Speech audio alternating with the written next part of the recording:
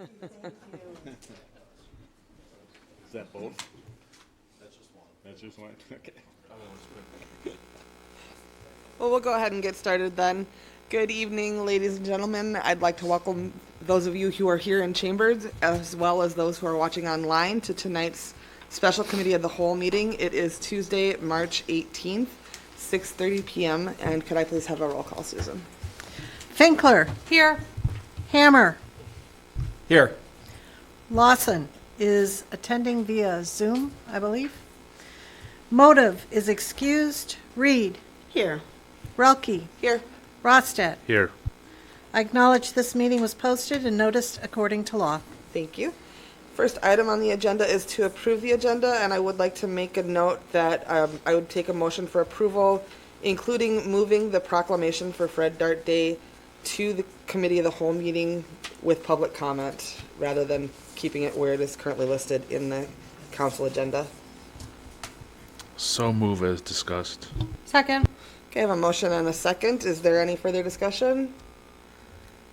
Hearing none, all in favor? Aye. Any opposed? Okay. Now would be the time for public comment, and I believe we're going to start with Mayor Hammer.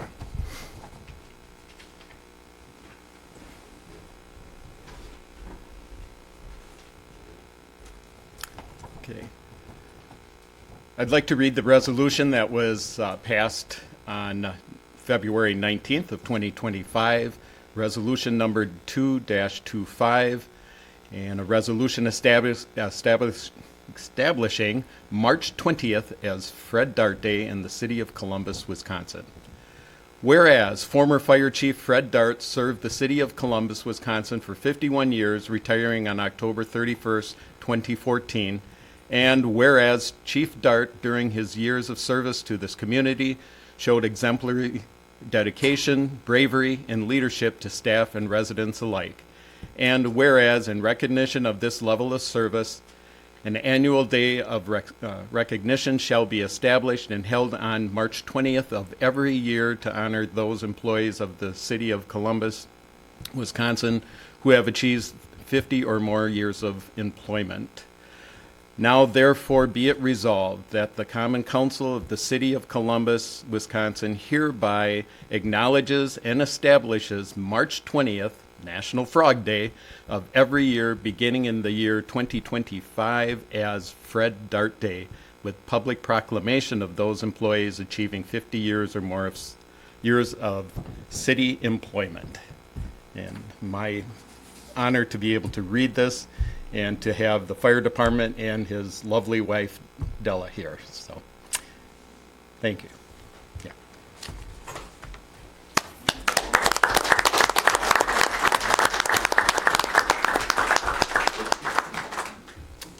No. Okay, thank you.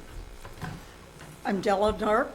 I live at 177 Anglesby Street, and I'm here tonight with my great-grandson, Samuel Frederick. Sam had a very special bond with his great-grandfather, and he has a dream of being a firefighter for 50 years, just like his great-grandpa.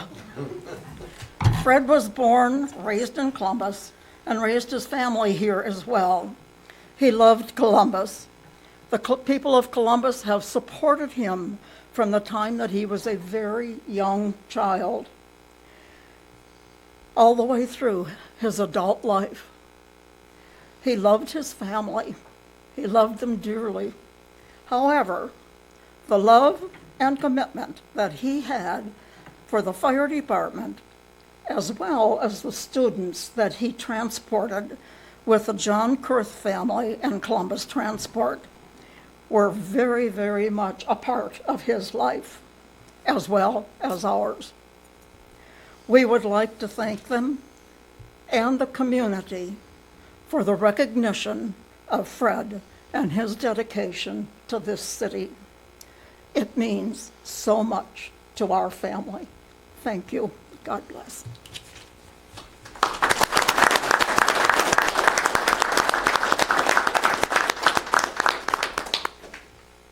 Is there anybody else signed up to speak? No, ma'am. Okay, is there anybody else who wishes to speak who did not get a chance to sign up? Okay. First item under new business is discussion regarding purchase agreement for 1149 West James Street. Mike, I'll start with you. Yes, we received some interest earlier this year from Matt Fost as he was looking for a new location for his expanding business. I was working with him trying to find looking at various sites throughout the city in the Highway 16 corridor. We weren't coming up with very many options, and eventually came up the discussion of Countryside as an option. Of course, that was much more property than he needed, and I let him know that if something was going to be done with this, he'd have to think bigger than what his expansion needs were for his business. And so he put a lot of hard work in that, and eventually came in with a purchase offer for a business center with multiple tenants, and one of those tenants would be his growing business, Edwards Jones. And so the purchase offer is for $280,000, with the contingency that the city and the purchaser negotiate in good faith for the creation of a development agreement that includes tax incremental financing and post-sale rentals of storage space to the city. So that's the story. Any questions? Does anybody have any And questions? Matt is here too. Right over here. Anybody have any questions? Alder Rostad? I see the earnest money is 5,000 is listed. Normally it's 1 to 3% for residential. This is commercial, so is 5,000 feasible, or should we ask for more? I have no problem with 5,000. I mean, there's really not a magic number for a transaction such as this. So I'm very comfortable with that. Alder Reed? Oh, thank you. I guess I'm wondering if we have any inkling what we might be looking at as far as the developer's agreement. I know this is early in the process, and I think this is a good use of the property. I just hate how things have come about with just very little notice for the public. Thank you. Well, I think one of the things we communicated in our discussion, and I think Matt's vision is similar to the city's, and that's to see a renovated facade on James Street and Meister Drive, because those are street-facing sides of the building on a popular corridor, and so we really want those to look good. So that development agreement will flush out in more detail of what that facade might look like. And we're not, like you said, early in the process, so we're not quite sure how we'll work out some language somehow. And I think we're both in agreement in principle of the vision, but we need to kind of work out the details on that. So that's really kind of one of the critical things there that would happen in that agreement.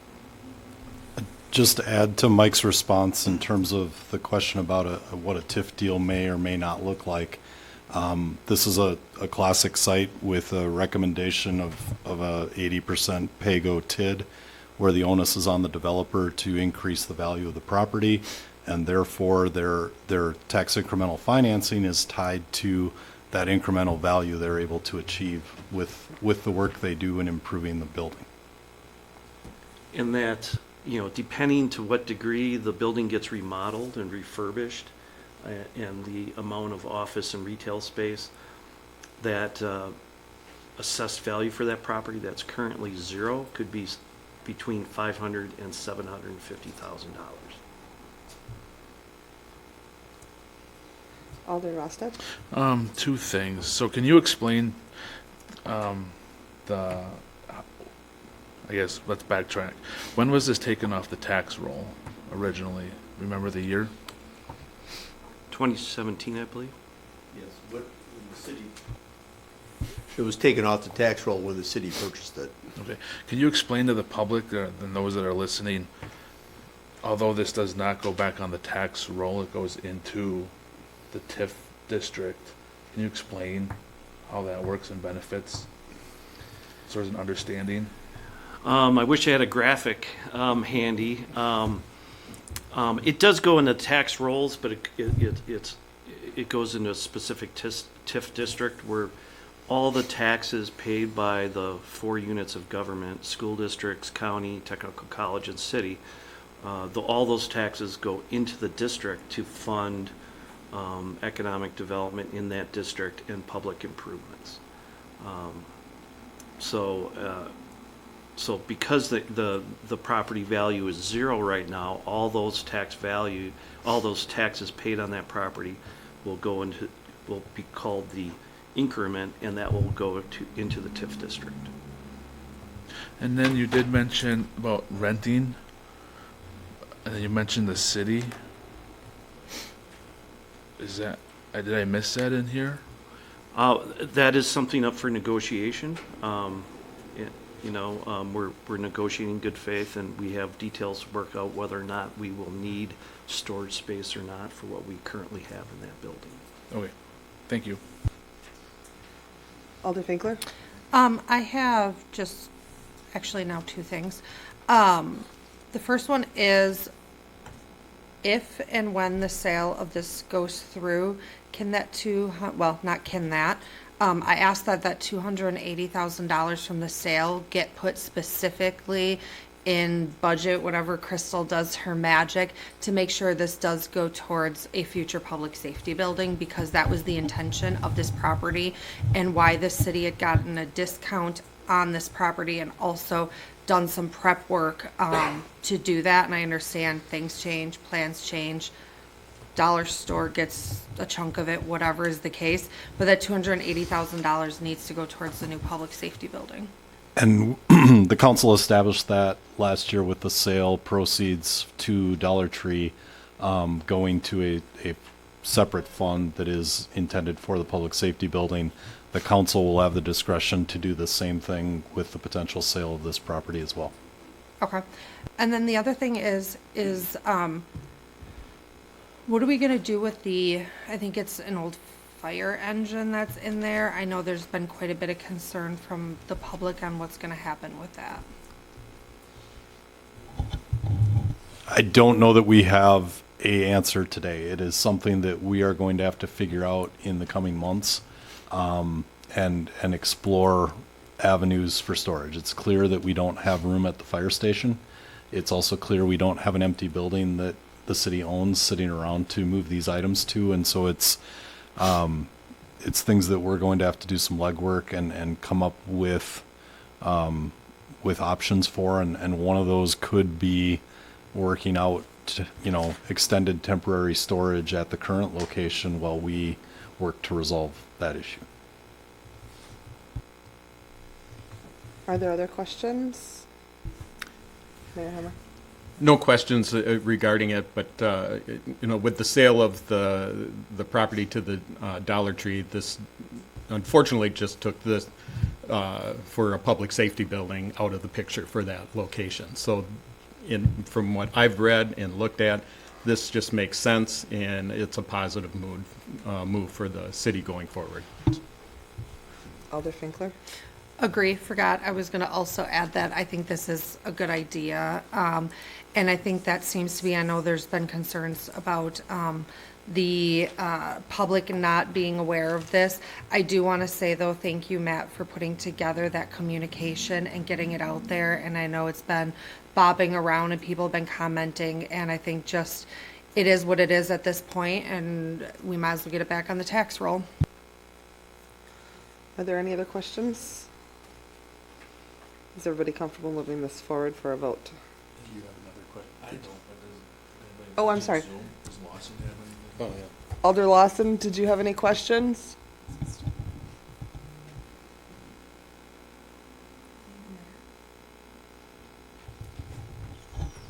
think Alder Lawson is traveling and may intermittently Okay. be in and out of the meeting. I would, Thank you. if I could, I just want to add, we've talked a lot about business retention and expansion, and as we have previously discussed, this is an opportunity for the city to assist a local business, a local viable business, continue to grow, expand, and stay within the community, which without this site may have been a challenge. Thank you. Everybody comfortable moving it forward? Yes. Okay. Thank you. Next item for discussion is regarding the awarding of the zoning and subdivision proposal by Vanderwall and Associates in an amount not to exceed $129,090. Mike? Yeah, thank you. Planning Commission recommended the Vanderwall proposal after receiving 6 proposals. We had 10 firms actually call and inquire, 6 submitted proposals. We had an internal review team of the mayor, the city administrator, myself, David Bennett, and Plan Commissioner Shelley Albright, and we went through and scored the proposals. Vanderwall came out on top, and the proposal, not only was it a quality proposal, quality staff, but it also was within our budget. We budgeted $150,000 over 2 years. And so this comes in under that. It does have a 18-month time frame with the council adopting the ordinance and zoning map in November 2026.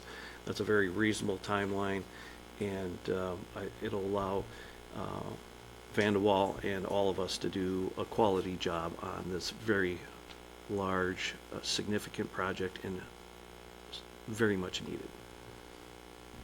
Thanks, Mike. Does anybody have any questions? Does everybody come? Alder Reed. Oh, thank you. Yeah, the proposal in our packet looks gorgeous, and we've been needing to work on our zoning for quite some time. I guess my only concern is how rushed this is going through with having no cow. I just feel so uncomfortable with us looking at this for our first official go-around and then the immediate vote. That's my only complaint. The Plan Commission did a thorough review of this and discussion on it Thursday, and we talked through it. I don't know if you had any specific concerns that you wanted to review that. I know we had talked about in the past that these items going to, committees and commissions, we would rely on them to be the, expert body or, the thorough reviewers of this, and then it would come to us as a recommendation. So, and I'm on Plan Commission, which is why I'm speaking up. Did you have any concerns on the conversation or anything like that? No, so it's no specific concerns. It's just time and lack of having the extra 2 weeks to digest. That's all. Mike, did you have, your light is on, did you have Oh, something to? no. Okay. Any other questions or concerns? Everybody comfortable moving forward? Okay, thank you. Next item is discussion of parking reduction request for Cardinal Heights, Lamps Landing. Mike? This item is one of the reasons we just approved the previous item. In our zoning code is a not very well done parking requirements that include some really exorbitant requirements, like 3 parking spaces for a studio apartment. That's how outrageous our requirements are for parking. But also in our code is the opportunity for developers and property owners to request a parking reduction, which Lamps Landing has done. And so the Plan Commission reviewed this and recommended 68 stalls for the commercial property. That's 1.5 stalls per unit. There's a mix of single, 1-bedroom studios and 2 families for the apartment building for a total of 45 apartments. 45 apartments or parking stalls will be underground, with the remainder, I think it's 23, will be surface parking. So that will total the 68 spaces for the apartment building. And so the request is from Lamb's Landing is 68 spaces, and that's what was approved and recommended by the Plan Commission. Alder Finkler? I just have one thing to add to that is it actually equals 5 more stalls than 1 per studio in 1 bedroom and 2 stalls per 2-bedroom. So we did have very thorough discussion on this on the Plan Commission.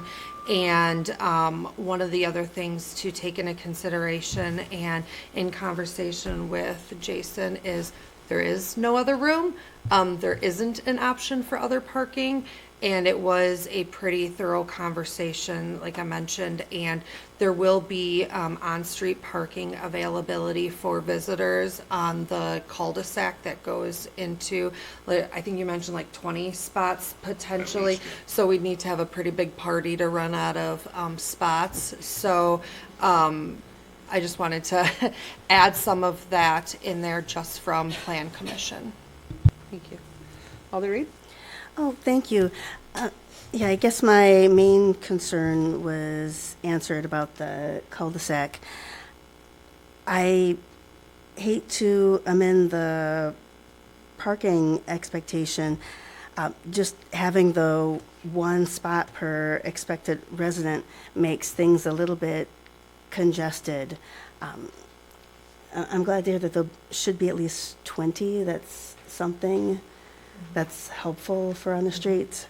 I've definitely been to so many apartment centers where you might have to park miles away because there is absolutely nothing. Are there any other questions or concerns?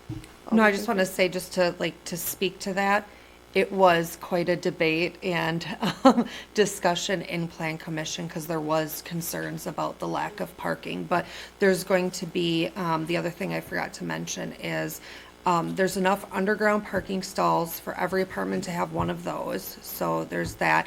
There's not being charged additional for parking. It's going to be included in on the rent. And then also, as mentioned, we had talked, and Josh, step in if I'm saying this wrong, Josh is also going to have, wording in the agreement to have 1 parking stall to 1 bedroom or studio and 2 to the 2 bedrooms to try to maintain that overcrowding of parking.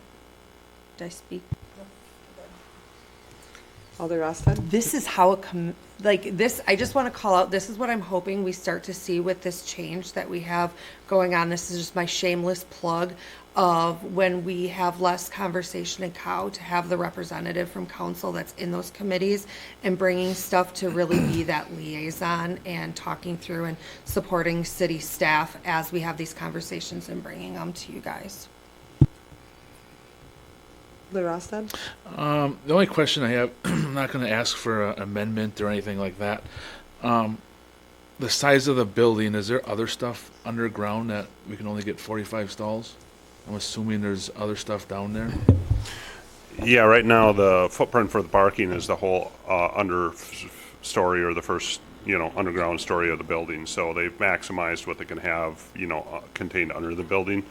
So the other thing just to note, and I know we kind of touched on this briefly in Plan Commission, was not only is the site really occupied by stormwater retention ponds, which our new ordinance is requiring more stormwater retention, so that takes up more space on this site, but also, the whole intent of the parking reduction is that it fights with the impervious and the parking. So we want less of that, so we have less stormwater too. And so our ordinance obviously requires in excess of what would be normally for apartments, the 3 stalls per single unit right now. And so that's why I think from an engineering perspective, we were able to get the parking off the street, the dedicated parking off the street. I think that was priority number 1. We found a way to do that. We reduced the pervious pavement obviously to help benefit the stormwater and, understanding that the applicant has maximized the use of the site, but then again, knowing that we at least have one space for every unit, for the 2 units, I think made sense, and that's how we arrived at the recommendation. So again, just to understand the stormwater and the parking being maximized on site, I think is important. Mayor Hammer?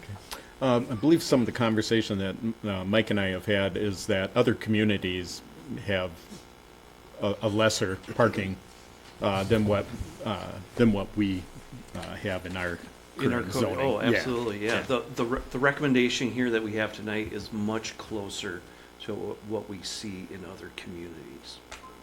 I'll go a step further. A lot of the communities that have redone their ordinance have went to a 1-to-1, which I think is, that's on the very far end of what you want to see from a parking. I can assure you, I sat through multiple discussions on very expensive parking studies done for projects that kind of came to that 1-to-1 eventual realization. Are there other questions or concerns? Is everybody comfortable moving that one forward? Okay, thank you. Next is discussion regarding task order 2025-02 with Rupert Milkie for construction assistance associated with the Fireman's Park Stormwater Project. Jason? Yeah, thank you. So before you tonight is a proposed task order for Rupert Milkie Services. Last meeting, we approved the project from the construction standpoint to move forward. Historically, what we've been doing the last several years is the city's been asking me to break my contracts up into 2 parts, the design phase through permitting and then the construction phase. I think the idea of that is ultimately to, have us under contract. If the project for some reason doesn't go forward, the bids don't come in favorably, or there's some issue with moving the project forward, we're not under contract for those services that we ultimately don't do. So as we've been doing that, this is kind of the back end of it. So our proposal here is just starting from signing contracts with the contractors to kicking it off, pre-construction meetings, and then all the construction administration. That's the pay requests and scheduling the on-site meetings to make sure that we're progressing with the contractor. There's the construction observation. That's to have a qualified engineer on site during the construction to make sure that we're following the plans and specifications, that we're documenting the as-built conditions, and then ultimately the construction staking. So providing that data that the contractor needs to build it from our design. And so what you have before you here is a task order that kind of covers all those parts in its entirety for the park project. And so I guess I would just ask for any questions if there's anything related to the construction services. Does anybody have any questions for Jason? You comfortable moving this one forward? Okay, thank you. Next item is discussion regarding task order 2025-03 with Rupert Milkie for construction services related to the 2025 street and utility improvement project, Brookside Lane. Jason? Ditto. Same thing. I will say with this one, the only slight difference is you'll see all the parts. In this one, we do incorporate a component to update the GIS system with all the infrastructure updates. So again, it's important to keep accurate records and keep our GIS current. So you'll see an extra line item in there for that. Really, for the ditching, there isn't a GIS component, but for this, there is. And then with this, you'll notice down at the bottom of the page with the table on, there's a breakdown of costs with some percentages. What we've done historically with the city is we've always allocated our engineering fees back into these accounts for the city, so they can charge respectively to where the costs are being borne by the construction. So, for example, 37% of the project's cost is related to the water utility. So that cost that when we bill it, we'll split out our fee, and then that will get reimbursed to the city through the utility.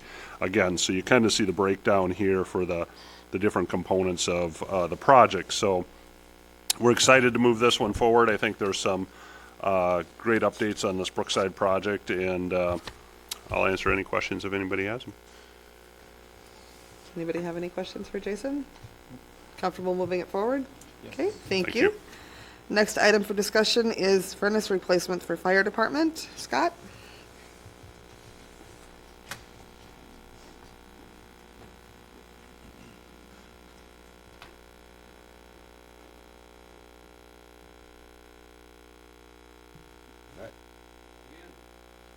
just here for the extractor, and then you gave us the okay to order it. Said it'd be a week, and we got it in 2 days, and we thought, fantastic.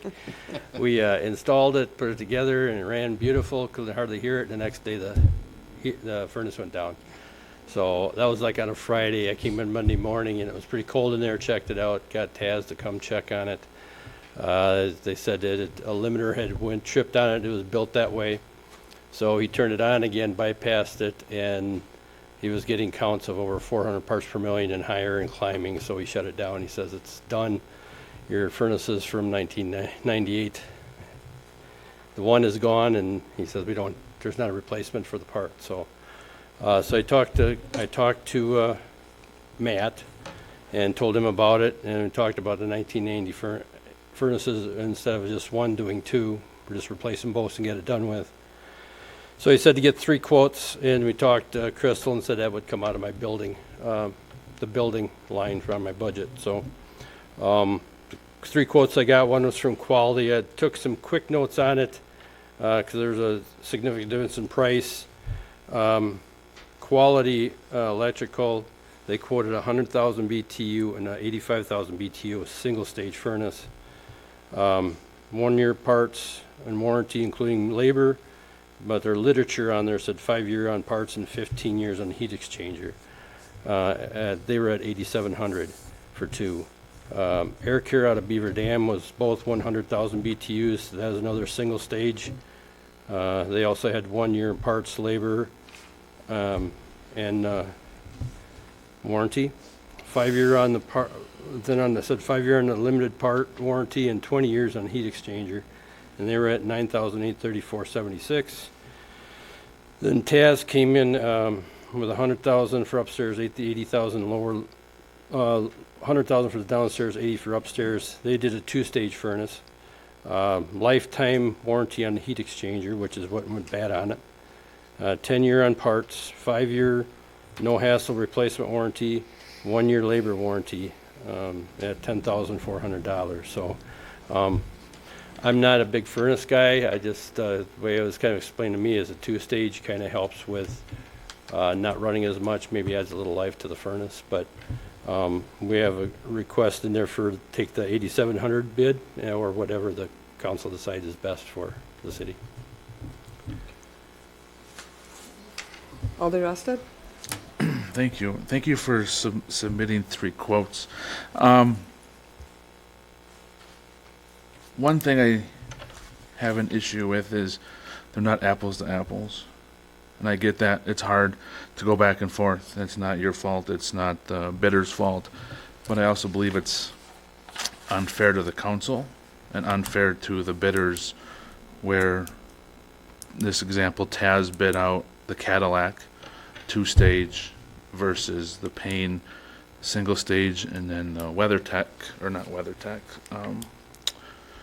King being a single stage. I did reach out to better understand myself, so I was familiarized with what 2-stage versus 1-stage was. And Scott's correct. 2-stage basically runs for 16 minutes at low flame, and if it brings the thermostat back to what the thermostat is set at, it shuts off before kicking into high flame in the 2nd stage. So you do save on gas and electricity over the life of the furnace that would be put in. Another thing is the warranty. Taz does have the contract for servicing within the city, and it was a concern of his that shall we choose a different one, whichever way the council votes, he might not be able to do the service work under warranty. Under warranty, I get the company that installed it should be able to come back and do it, but I don't think it's fair either that we have a contracted service and we can't use them. For some of the reasons I mentioned, I guess I'd ask city staff, being Matt, do we have a idea what that building could be used for? Will it stay in the city if and when, I shouldn't say if, when the public safety building gets built, is that gonna still stay on as a city building? Very hard question to answer. As I've shared, excuse me, as I've shared with a lot of you, I'd love to explore the ability for the current fire station to become a community center. I don't know how viable that is. I think there's concerns with the building that we're going to have to figure out, no matter whether we're selling it or retaining it and repurposing it. So I think both options are on the table. It's really hard to sell a building without a functional furnace. It's hard to sell a building without a good roof. I mean, these are issues that will affect us whether we're going to repurpose it or look to sell the building. Okay, and then before I make a recommendation, the only other thing, I was looking back through the capital improvement project we approved, and I see the PD has a furnace replacement of 55,000, and when I look back, it said 1 of 3. Is that still current? We're only gonna do 1, or are we doing all 3? We're only doing 1.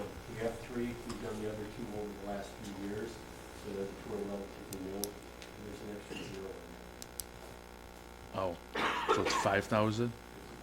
Okay, all right, that scratches that idea. I was gonna say, if there was leftover money there, Well, I think both of you are right. The cost, the projected cost at the police department is $5,500. I think there was an error in the budget creation that we have $55,000 allocated in the CIP for that project, and it's only $5,500. okay. So either way, I think we can work with Crystal to find a way to pay. The other thing I would add is our purchasing policy requires 3 quotes. It doesn't require the council to select the low quote. If you perceive one quote to be of better value and better long-term investment for the city, that's the council's prerogative to take. I guess that'd be my suggestion, that we go with Taz on this one, for the reasons I've mentioned. Just if I could add one more thing, is for all 3 of these people, I had them all come in, they looked over the systems, they gave me their recommendation, what they thought was best for the station, so.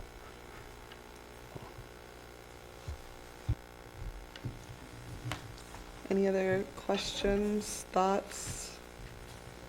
Is everybody comfortable moving that forward for a vote? Okay. Next item is... Thank you. Thank you. Next item is discussion regarding ordinance number 799-25, an ordinance concerning committees, commissions, and the manner in which the city council conducts its business.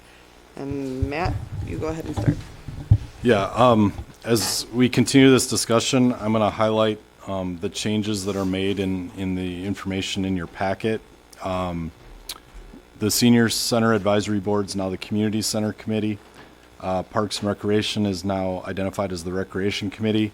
Beautification Advisory Board is now the Public Spaces Committee, which will include parks with downtown streetscape and other community beautification efforts. The discussion with the Beautification Advisory Board is they were both comfortable with the name change and very interested in including parks and what they could do. I think there were wheels turning of, I think there was some general excitement in the room about how that could move forward.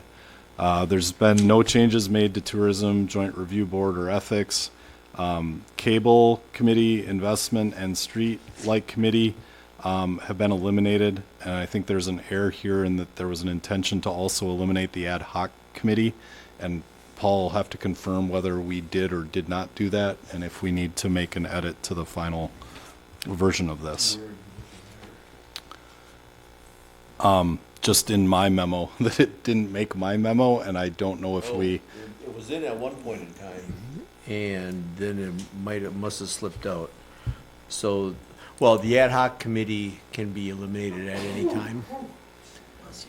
We can do it as part of this ordinance, or we can do it in the future.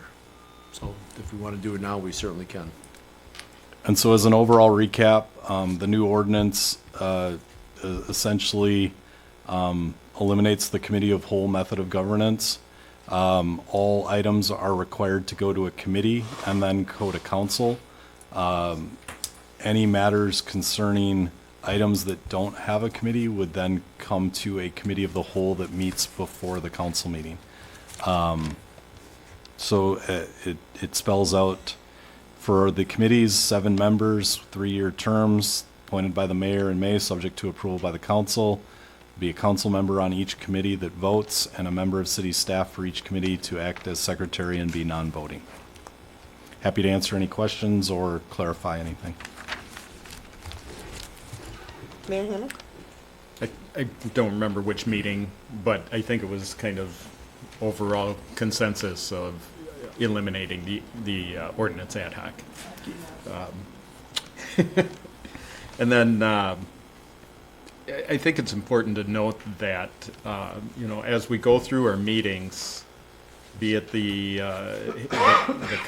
COW before and then the regular council, if there's something that the council does not feel that feels that it needs another 2 weeks, then that's, the prerogative of the council to decide that, so.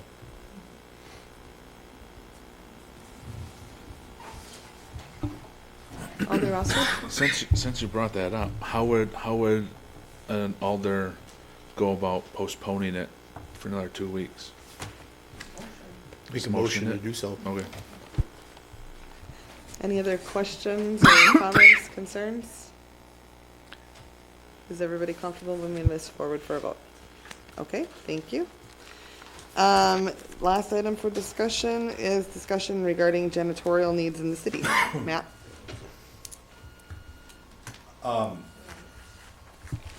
As my memo kind of laid out, our part-time janitor ended their employment early in 2025.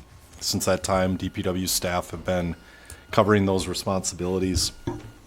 We took the time to meet as a staff group and put together a request for quote based on janitorial service to see what contracted costs would be.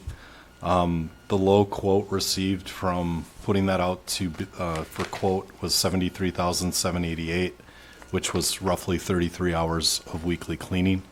We kind of re-met as staff a couple of times and talked about options and really looked at, what we could do. There are multiple options here. We could go back and try and hire a part-time janitor. The turnover's been pretty significant, and we've had some good, some bad, and the other thought that I pulled together was I looked at how we could structure an additional maintenance 2 that would have kind of create an entry level at DPW. We have 3 maintenance 2 positions. This would be a 4th. I'd view it as our entry level. They'd have primary janitorial duties, and then when their janitorial duties were finished, they'd have available time to work on other public works related project. It would provide another plow operator for winter operations and big projects and help when staff are on vacation or out in ensuring that work is done. I'll also leave it to our DPW management staff to figure out whether this is one person's responsibility or 2 staff. If 2 staff are able to do it in 4 hours a day and leave the other 4 hours, it's going to be a determination by our new Public Works Director and how it best works if this moves forward. But my recommendation is to look at an additional full-time maintenance 2 staff. Any questions or comments? Alder Rosted? How many hours did the part-time staff, were they on the clock for? It varied. It's a good question that I don't want to try and guess the exact hours. It was traditionally early morning at City Hall. They were typically leaving the building when staff were coming in for the morning, but they also had other buildings that they cleaned throughout the city. I think it was I'm not trying to be negative towards the staff we had. They were doing what they were asked to do, but I felt like it was a minimal effort to keep things clean and presentable, but not really I don't know that we were providing the long-term need from a janitorial standpoint in all of our facilities.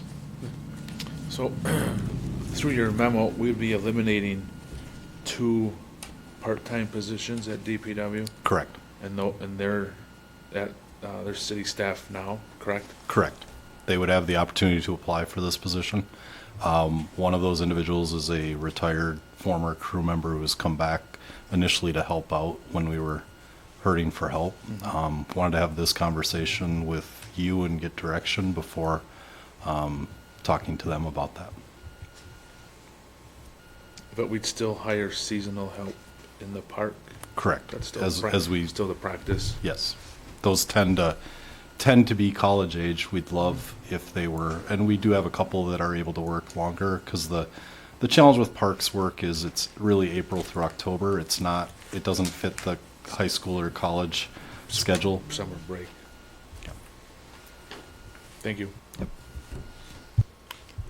And this would include the utility, correct, also? Yeah, Jacob has identified a portion of their budget that they would have available for janitorial needs, and the idea was, from a consistency standpoint, when we were looking at contracting out, and Jacob's supportive of this, that they would be assisting in funding that position. Are there any other questions or concerns? Everybody comfortable moving it forward? Okay.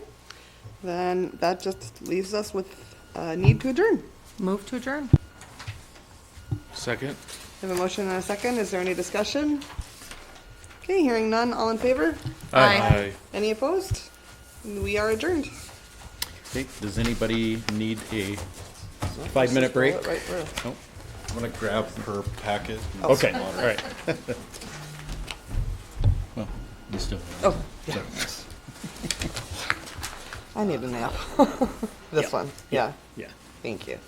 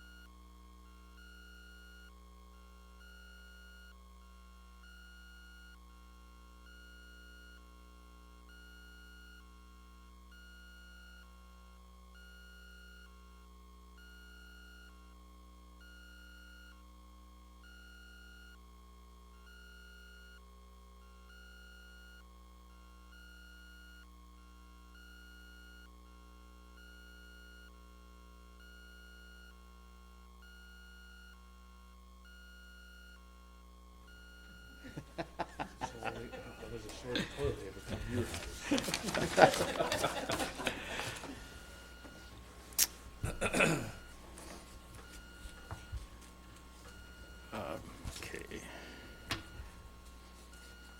Oh, we have department reports. Yeah, I was gonna bring that up. Okay. How did the department reports get moved into council? Okay. We had a special cow. Yeah, well, whatever. That's fine. I'll read it over. Okay. Move on. Welcome, everybody, to tonight's regular Common Council meeting of Tuesday, March 18th. And welcome to those that are also watching on cable channel. Could I have a roll call, please? Finkler. Here. Hammer. Here. Lawson is excused. Motive is excused.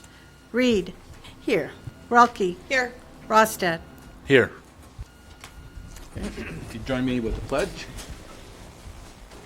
I pledge allegiance to the flag of the United States of America and to the republic for which it stands, one nation, under God, indivisible, with liberty and justice for all.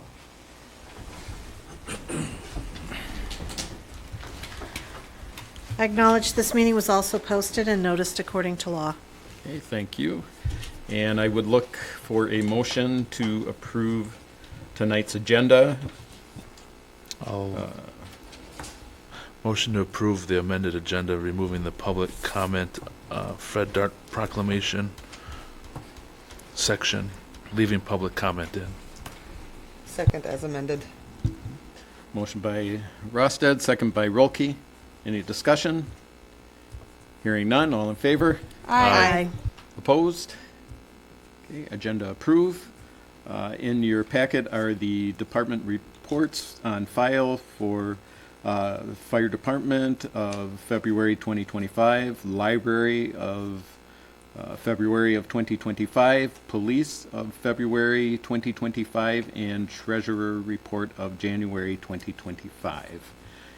Anybody for public comment? Anybody that did not get an opportunity to sign up that would like to speak under public comment?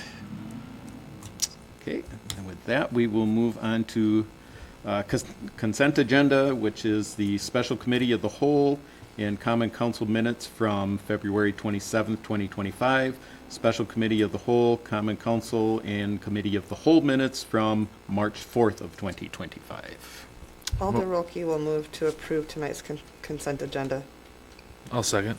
Okay, motion by Alder Rolke, second by Alder Rosted to approve consent agenda. Any discussion for that? Hearing none, all in favor? Aye. Opposed? Consent agenda approved. Next, under ordinances, would be the, get my information here.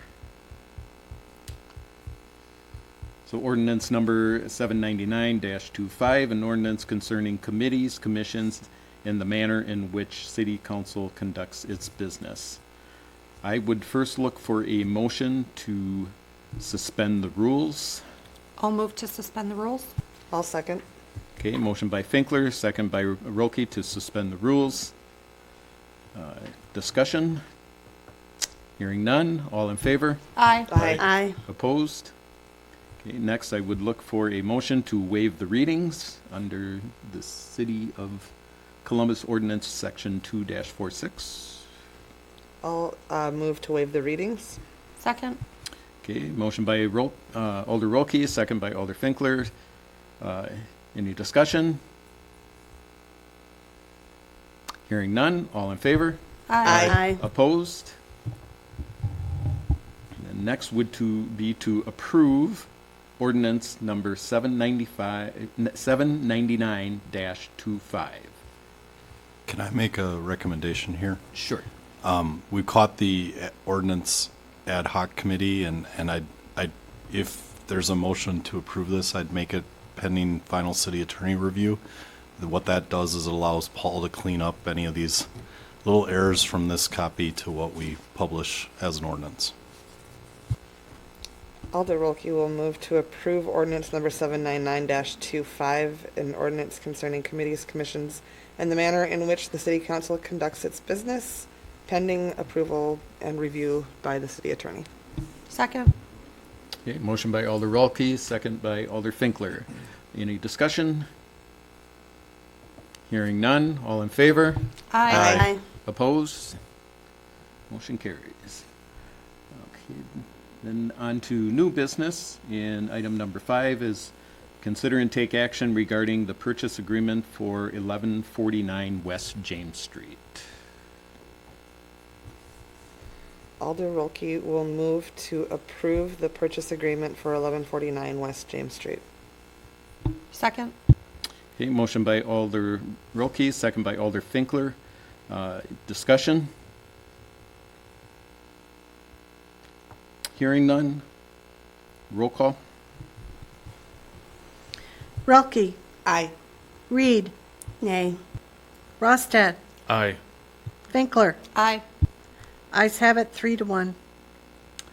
Okay, next on the agenda, item number 6 is to consider and take action on award of the zoning and subdivision rewrite RFP to Vanderwall and Associates not to exceed the amount of $129,090. I'll move to approve the award of the zoning and subdivision rewrite RFP to Vanderwall and Associates not to exceed the amount of $129,090. Alder Rolke will second. Okay, motion by Alder Finkler, it's second by Alder Rolke. Further discussion on this? Hearing none, roll call. Finkler. Aye. Reed. Aye. Relke. Aye. Rostad. Aye. Ayes have it, 4-0. Okay. Next on the agenda is item number 7, which is to consider and take action on the parking reduction request for Cardinal Heights Lamp Landing.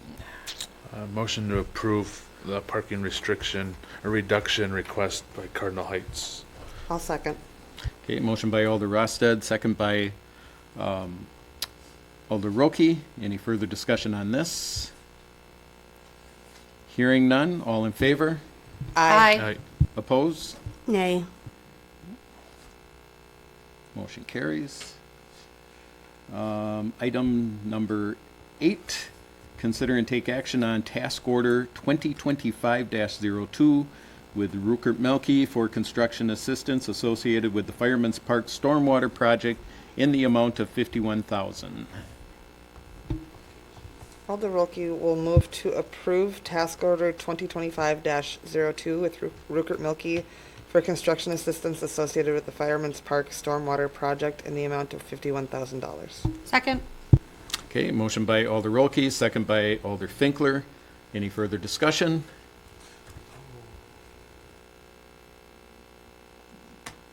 Yeah. Okay, I guess I got a question I forgot. Somewhere I saw that this might possibly start sooner than anticipated. There was a date, like July 5th, maybe? Yeah, so we don't, the contracts are being signed right now by the contractor, so we don't have a final schedule, but we did anticipate for certain permit reasons, we couldn't start sooner than that. And also, we felt after discussing this, internally from the design perspective, we don't want to try and take that pipe out when we might have, heavy rains in the spring or early summer. So I think, everything from the permit cycle to the constructability kind of led to be summer timeframe. So right now, we don't have the exact start date, and we'll be getting that as soon as we get the contractor signed on board here and we get the contracts executed. But yeah, that was the intent, what it would be in the summer.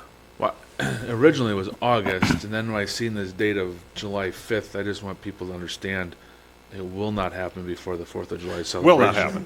Will not. That is a promise I can make. You're absolutely right.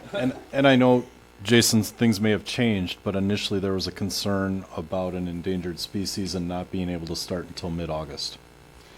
Yeah, I'll have to go back and look at the permit requirements, but I know it won't be before that, so.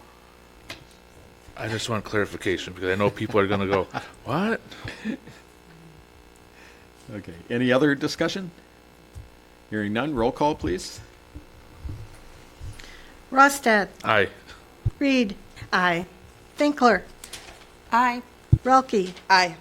Ayes have it, 4-0. Okay, thank you.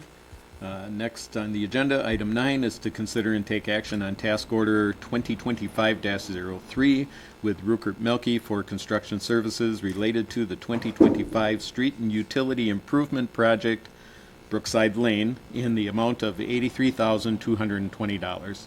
When the motion's made, you can just say as stated instead of rereading.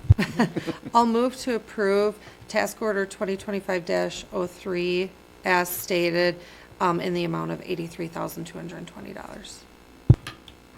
Alder Rolke will second. Okay, motion by Alder Finkler, second by Alder Rolke. Any further discussion on this? Roll call, please. Finkler. Aye. Relke. Aye. Reed. Aye.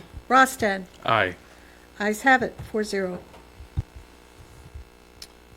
Okay, number 10 is to consider and take action on the award of quote for the fire department. Now, How do we handle this? Whoever makes the motion needs to pick which bid they want to have approved, and then that will be your motion. With the dollar amount, not to exceed dollar amount, preferably. I'll make a motion to approve the furnace purchase through Taz HVAC for not to exceed $10,400. Reed seconds.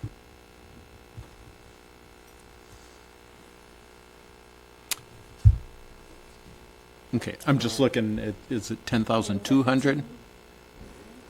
Or am I reading Well, wrong? he's got two quotes, so that's what I'm trying to figure out.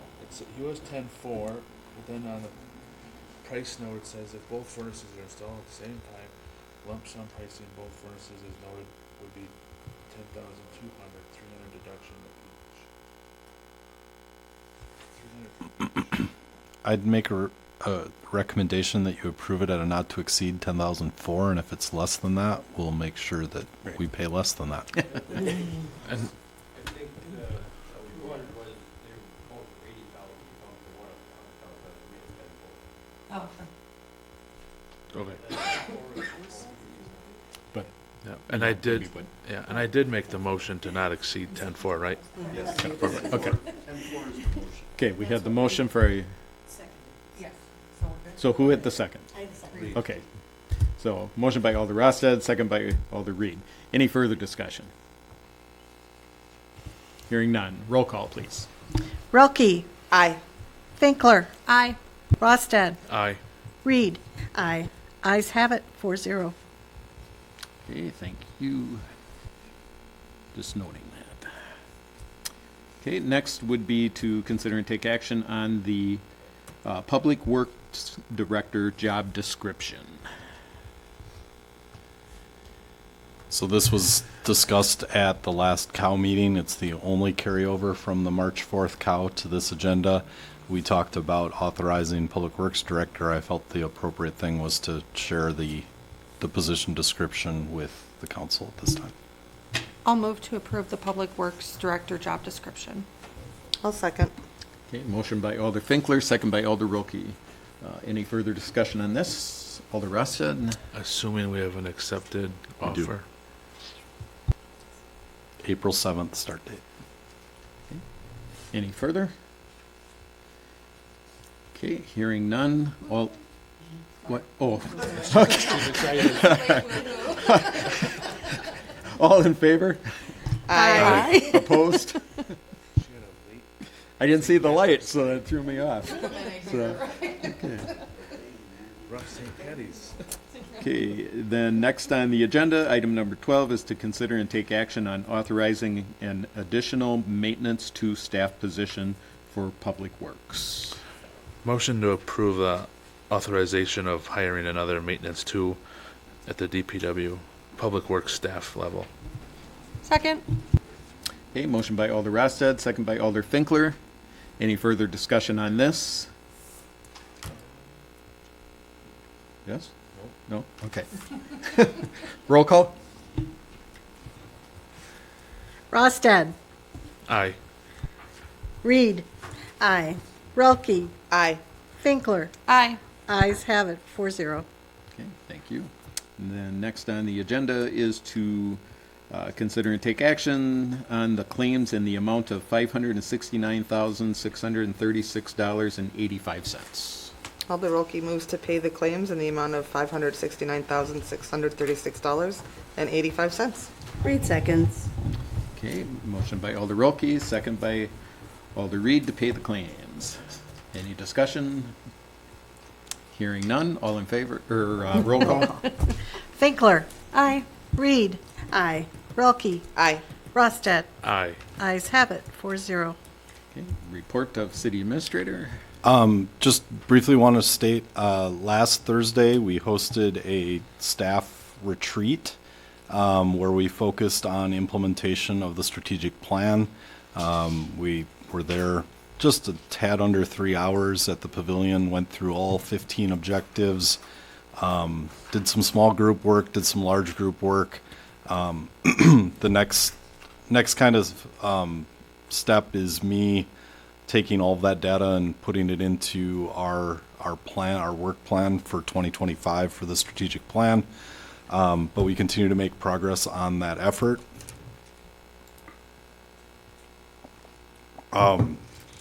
We're looking at a council retreat on June 24th, and I'll be sending an email about this to all of you.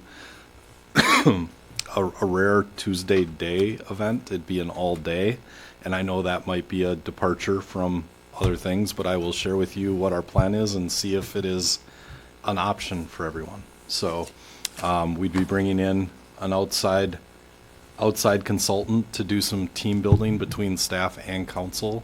And then the second part of it would be to work on our mission and vision statement. That's part of the strategic plan. So it's a non-council Tuesday, so it wouldn't be an all day, all night. It'd just be a daytime adventure, but I will share more details with you all via email. Last thing I want to state is I got the craziest weather report from the National Weather Service today for tomorrow.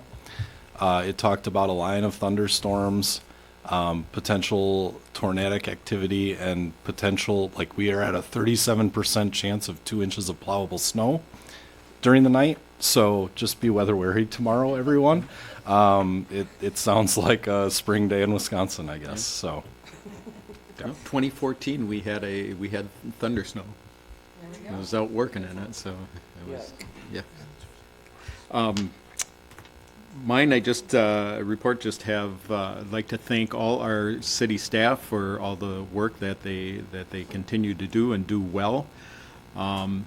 This upcoming spring and summer is going to be busy for the city, and asking residents to please be patient when you're trying to drive around with all the work that's going to be done, and just be cognizant of what's going on out there and for the construction. I just would like to address one item that Facebook can be a wonderful thing, and it can be a terrible thing. We as council direct our police officers to do a job, and they are doing their job. And it gets a little frustrating when you see all the backstabbing stuff that's out there. We've got good people working for our city, and we need to be supportive of them. So that's all I have. Thank you. With that, I would look for a motion to convene to closed session pursuant to 19-81 or 85. Sub 1, Sub C, to consider employment, promotion, compensation, or performance evaluation data of any public employee over which the governmental body has jurisdiction or exercises responsibility, specifically the annual performance review of city administrator. Motion to go to closed session. Second. Okay, motion by Alder Rosted, second by Alder Finkler. Discussion. Seeing none, roll call. Rolke, Aye. Finkler, Aye. Rosted, Aye. Reed. Aye.